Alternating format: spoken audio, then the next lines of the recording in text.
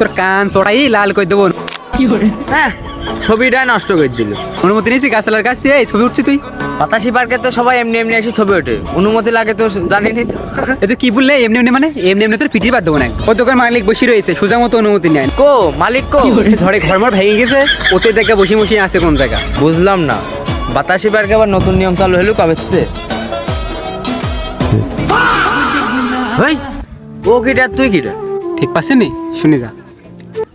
তুই দি আমি ভাই ভুল হয়ে গি, ভাই ভুল হয়ে গি, কিছু মনে করেন না। এই তুই কাহিনী করলি কা? ওখানে কাহিনী করলি কা? ভাই মাফ করে দেন, বেশির ভুল হয়ে গি ভাই, আগে জরিমানা দে। ভুল হয়ে গি ছবি ভাই। উঠলে 500 টাকা, আর হাতে যে আমার বিয়া দেবী করলি নি, ওর জন্য জরিমানা আছে 500 টাকা, মোট 1000 টাকা দে। তাড়াতাড়ি বের কর, বের কর, তাড়াতাড়ি বের কর।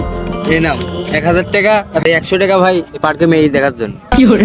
তাহলে কত বড় শুনতে